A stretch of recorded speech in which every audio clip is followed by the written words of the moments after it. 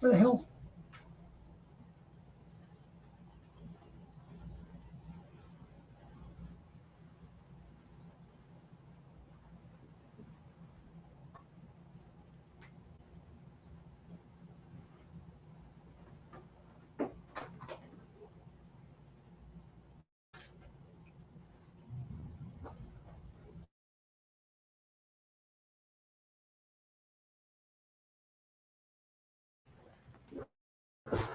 Hey, folks. Sorry, a little error there, the internet problem that I had to fix. Wanted to thanks for joining us. This is Rick Manning. Um, Wanted to just show you a couple of things that happened over the last couple of days. The most significant is James Comer, chairman of the House Oversight Committee, flat out stated that they're going to subpoena Hunter Biden, Joe Biden, Biden family members, and they laid out the process that they're going through and how this is all going to work. And then we'll go and we'll show some of the things I think have been underreported in terms of direct quid pro quos from quid pro Joe. So let's take a look at what he says. This is Maria Bartiromo asking you a direct question. Are you going to present this with Joe Biden and ask for answers? Are you going to subpoena Hunter Biden? They had Don Jr. under oath during the Trump administration, and they asked him all sorts of questions about what we understood at the end of the day to be a lie about Russia collusion. Yeah, this is always going to end with the Bidens coming in front of the committee. We are going to subpoena the family. I mean, we're putting the case together to win in court. Obviously, with all the opposition and obstruction we're getting from the Biden attorneys now, we know that this is going to end up in court when we subpoena the Biden. So we're putting together a case, and I think we've done that very well. We've shown the bank records. If I had subpoenaed Joe and Hunter Biden the first day I became chairman of the committee, it would have been tied up in court, and the judge would have eventually thrown it out, because at that time the narrative was, well, they never took any money while he was vice president. He never had any communication with his business associates, and the money never came from China. We've had to go every step of the way and prove the media narrative was wrong, and the vice president and the current president lied. We have caught Joe Biden in so many lies, I can't even count the number of lies now. So we have put together a case that I think would stand up in any court of law in America, and we hope to hear from the Biden soon. But I wish the media would ask the president, what exactly did your family do to receive this $21 million that the House Oversight Committee has proven? He just continues to say, well, that's a lie. That's not true. We have their bank records, Maria. Right. Bank records don't lie. Bank records don't lie. We have their bank records. Bank records don't lie. Wow. Well, let's go back, and here's kind of the introduction of this, because he lays out a lot of the case against Hunter Biden, against Joe Biden at the very beginning of the interview. But the lead was, we're going to subpoena Joe and Hunter Biden. I don't think the chairman meant to share that with Maria, but in doing so, he gave us a lot of insight of what's going on. But listen to this. In 2014 and 2015. Joining me right now is Kentucky Congressman, Chairman of the House Oversight Committee, himself, James Comer. Mr. Chairman, always a pleasure. Thanks very much for being here this morning. Good morning, Maria. You released new information this week. Can you walk us through what was most important from your standpoint in terms of this new data dump? Well, we found more bank records that show the Bidens continue to rake in millions of dollars from our adversaries around the world, much of it while Joe Biden was vice president. Remember, just a few months ago, the president and the media were telling us that, number one, no money ever transferred to Biden while Joe Biden was vice president. That was false, and false in a big way. Said that his family never received money from China. That was false. We've proven that false with their bank records. And he said he never communicated with any of the people who were wiring his family the millions and millions of dollars. And that was probably the biggest lie of all, Maria. That's what we proved with the Devin Archer transcribed interview. Joe Biden communicated with every single person that sent his family money, even going so far as to having dinner with them. And that's just what we know about. I think that as we bring in more people who were in on the influence peddling schemes, I think we'll find more communication with Joe Biden, but we've already found more than enough to prove that he has lied to the American people over and over again. Well, I mean, the money that the family. Let's just stop it right there and say, actually, let's keep going. I think this continues on. Money for China and Russia is a big point of this. So let's just keep going. Has apparently taken in from China and Russia are particularly concerning, given that he is in charge of policy. I mean, we've been sending Ukraine, tens of billions of dollars now for so long, ever since Russia invaded Ukraine. And the Ukrainian prosecutor general, who replaced Viktor Shokin because of pressure from then Vice President Joe Biden, reportedly had ties to both Hunter Biden and Burisma, lobbyists. The Washington Examiner is reporting the State Department emails show the Obama administration's believed Burisma's chief executive had almost certainly paid a bribe to Shokin's predecessor to shut down an investigation, Congressman. What can you tell us about this? And can you tie this to policy decisions that Joe Biden is making? Well, certainly when you look at the as I've mentioned before, 6 policy decisions Joe Biden made that we feel were made because of money that his family took in. Firing the prosecutor in Ukraine is at the top of the list. Look, he's already admitted he did it. He bragged about it. That's on video. We know from the testimony from Devin Archer a few weeks ago that the Burisma executives were pressuring Hunter Biden to call D.C.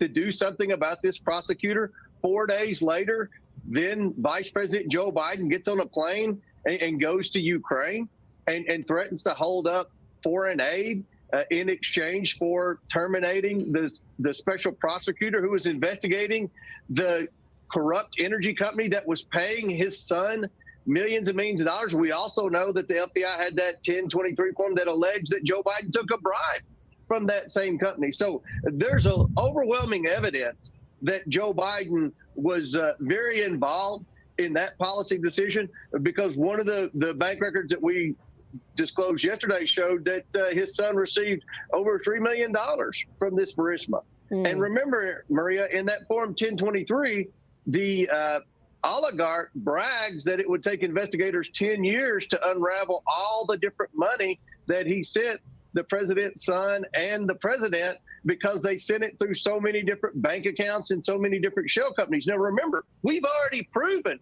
that the Biden family has at least 20 shell companies. Even the money that was sent from the Kazakhstan to Hunter Biden for the car was sent to a shell company. I mean, this is a pattern that the Bidens have done to hide the source of the revenue and then to deceive the IRS so they wouldn't pay taxes. If it's not bad enough that the president's family has been involved in a pay-to-play scheme, on top of everything else, they didn't pay a penny of taxes, according to the IRS whistleblowers, on the over $20 million that they received from our enemies around the world. Unbelievable. Yeah, let's see. One of the things that he answers later on, this is a direct, I'm moving ahead here. This is a direct answer to the question, was there a policy? Was something impacted by Joe Biden receiving money? This deals with the wife of the Moscow mayor, who was the wealthiest woman in Russia at the time, and who gave Hunter Biden $3.5 million. And there is a direct quid pro Joe related to it. Listen to this. Prosecutor firing. Well, one of the documents that we released yesterday showed a $3.5 million payment from a Russian oligarch. And then when Russia invaded Ukraine, the president was quick to put sanctions on all the Russian oligarchs except one, the one person who sent his family $3.5 million. So that would be hard to explain.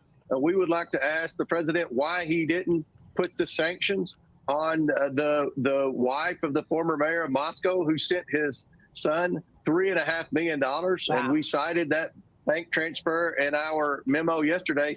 That's a pretty big decision that I believe you could make a strong argument, Maria, was made because his family took the money. That's the only oligarch that was left off the sanctions list. Wow. There you have it. We not only have the Ukrainian prosecutor, now we have a direct action where somebody who gave Hunter 3.5 million got left off the Russian sanctions list after the invasion to Ukraine. I guess the mistake the other oligarchs made was not paying Hunter, because apparently that's the thing that gets you the get out of jail free card with this administration. That is a pretty strong direct action, payment to action corollary. Now, Joe Biden can come back and say there's all sorts of reasons that they didn't do that, but the fact of the matter is, it is mighty suspicious that his son gets paid and suddenly crippling sanctions are not levied against one oligarch from Russia, the one who spent $3.5 million back in 2014 to protect themselves from the Biden family, and apparently bought a lifetime guarantee. Now, we don't know if additional money's changed hands since then. What we do know is that we had a direct payment. You take a look right here. Direct payment, 3.5 million, February 14, Valentine's Day present, quite a great Valentine's Day present for the Bidens, that ended up happening. And then this person's right here, she wasn't placed in sanctions. Her husband wasn't placed in sanctions. Mighty suspicious. Let's just, one of the things that we know about all this is that it's always difficult to show a quid pro quo. And what the House Oversight Committee has attempted to do, and the House Judiciary Committee and the House Ways and Means Committee have attempted to do, is methodically lay out a case. Now that the Biden administration has played their strongest card, and that is to try to block this investigation through the means of a special counsel, it's more important than ever that the House of Representatives ratchet up their efforts, and to not just continue along this pathway, but they need to come back from the August recess early, and they need to vote on setting up a formal impeachment inquiry. This dramatically increases the power of the House committees and allows them to overcome the objections of the Treasury Department, which is blocking money and the money transfer information on a lot of requests. It allows them to tell DOJ, we don't care about the special counsel, we're doing this. And under the law, DOJ has to comply. Now, we know DOJ will still stonewall, they'll still delay, and the like, but it puts the Biden administration in direct violation of the law. And that's what needs to happen. That's what needs to happen now. And quite honestly, given the corruption that existed before he became president, we're not even touching on any corruption that occurred now. And so discussions in the White House, State Department, Treasury, and the like about things that have happened since he became president essentially have been untouched and will be touched once you get to impeachment stage. The challenge here, folks, is that the Congress's calendar is really weird. Okay, September is almost certainly going to be filled up with things with fighting over spending for the next fiscal year. Typically, they fight over spending, they don't do anything, they then pass we'll keep spending at the same level this year as next year as this year, what's called a short-term continuing resolution, which goes to December. And then in December, they pass a big spending bill because everybody wants to go home for Christmas. That's what the pattern has been for the last 10, 12 years. But with the debt ceiling deal that Biden signed, that dynamic may change a little bit. And if Biden doesn't allow for the exact the cuts in spending that were called for, or at least delay in spending that were called for in that deal, then there's going to be a huge fight. I think there's going to be a huge fight anyway. But so September is going to be really tied up with doing the business of government, and the committees can operate. But the fact is, it's difficult to get. You've got so many deals you got to do to get to a yes for funding the government by September 30th. It's really hard to do a lot of other things.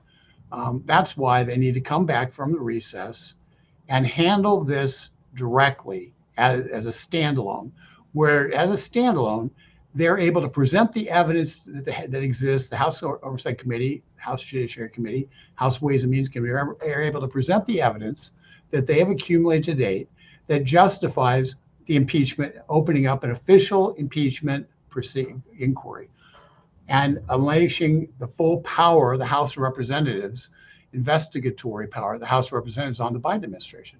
That's why it matters that they do it now. And what's more, by doing it as a standalone where there's not a lot of other clutter, guess what? Not even NBC News can ignore it. So folks, they have to begin working on it in terms of the formal impeachment now. And we have a petition that contact your congressman that's up on our website, getliberty.org. Go to getliberty.org. And if you go to getliberty.org, here's an impeach Biden.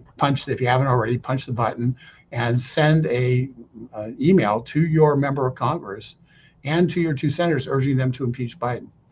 And secondly, then share it. Share this video, share that, and share that information. Because the fact is, if the people who are interested enough to be part of this particular live stream aren't willing to go and take the action and do it, then nobody else is going to.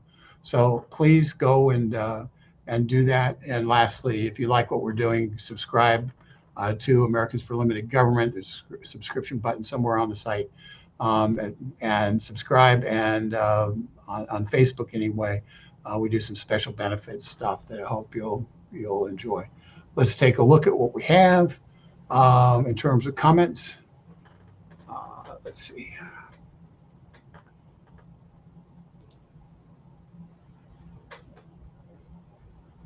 Let's see here. I'm going to just, for some reason, my video isn't working here right. But, here we go. Carry on, Mr. Comer. The truth is a breath of confidence for a great nation. I think they're moving ahead, and he's done. I mean, without Comer, we wouldn't know any of this stuff. So he's done a phenomenal job, along with Judiciary Committee and Ways and Means, to really bring together a kind of a full-bodied case. Remember, Ways and Means are the ones who the IRS whistleblowers come through, because they handle oversight to IRS. Judiciary is the one where the FBI whistleblowers came through, and because they knew what was happening in terms of the special counsel's office and the cover-up. So this is a team effort, but now they have to get the whole House on board, and they have to act rapidly, because the Iowa caucus is in January. And by the time we get to late January, we'll be into the New Hampshire and the South Carolina primaries. So for all intents and purposes, there's a short window here, and this is too important for not to kind of, I hate to say it this way, but not to bring some people back from vacation to deal with it as a standalone issue and focus the nation on the Biden crime family and exactly the problems that we're seeing, and have a vote and get the ball moving, get the ball rolling. Take that extra step. Speaker McCarthy said he was going to do it. Now's the time to do it. No more messing around. Let's see here. Bill Sharp. Bottom line, people have no trust in our government. We know it as people. Nothing will ever come of anything. We know this. They come from left to right as blowing smoke. In the meantime, people take a pounding.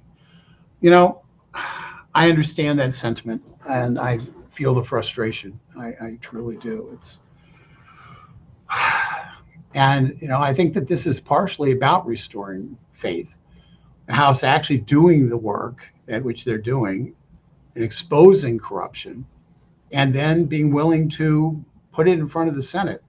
I don't think any of us has a great expectation that the Senate's going to remove Joe Biden from office. Okay, let's just be honest. That's not going to happen. You need to get too many Democrats to get that done. You have to get 2/3, which means you'd have to get about 18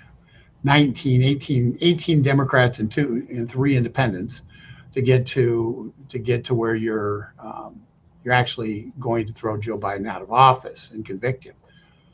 But we need to have this. We have to thresh this out. The public needs to know exactly what happened and see those legislators, those senators, those House members who are not willing to stand up for truth. Expose them so they cannot hide. Expose them so they cannot hide. And ultimately, the people will get to vote on these members. And in places like Montana, John Tester is going to have to stand up and say what's going on. Kirsten Sinema is going to have to stand up and under a lot of political pressure in Arizona. She's going to have a primary from the left, and she's got probably a pretty strong component if Carrie Lake runs from the right. So she's going to be in a political vice. You got Joe Manchin. You have so many of these. So that's three. You've got two in Nevada that have a problem. You can go down the list. It's hard to get to 67, though. Really hard to get to 67 when you go down that list, because suddenly you have to start getting people out of, pretty dead red places like Washington State and the like, and that becomes very challenging. The truth of the matter is there aren't any Democrats who are going to go to Joe Biden, as Barry Goldwater did with Richard Nixon, and say, if we push this all the way through to the Senate, you're going to get convicted. There are very few Democrats who will do that with Joe Biden. And as a result, because he's learned, if you just set your jaw and deny, you never get punished. But an impeachment itself serves the purpose of exposing the American public well beyond the people who are watching this video cast to what happened, to the fact Joe Biden did take money from China, to the fact that Joe Biden did take money from a Russian oligarch, and puts him in a vice. And ultimately, it's a vice that I don't believe he can escape from politically. And so we're going to end up it's gut wrenching. I hate this stuff. The fact of the matter is, when somebody is selling out the interests of the country, it is Congress's responsibility to hold them accountable. And what the House can do is make a case and impeach. And they've done a great job of making a case. And there's a lot more where that comes from. But right now, they need the expanded powers that Kevin McCarthy indicated he was going to try to give them by going and saying we were going to go into official impeachment inquiry. But you can only do that with a vote of the House, and to expand those powers.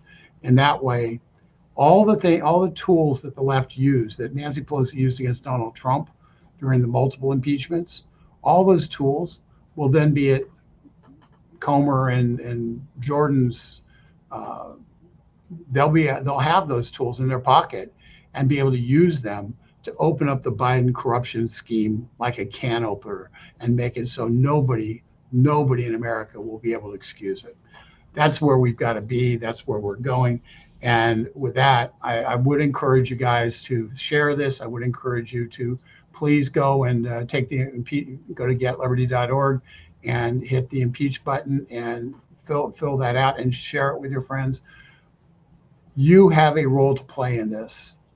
And the role is be messengers to people by sharing this, sharing other things, sharing the impeachment document on all of your social media tools. Let's become an army that tells the Republicans and the Democrats that there are millions of Americans who expect them to do their job. We'll be back tomorrow with another edition. We appreciate you coming on and viewing this. And please share. Bye-bye.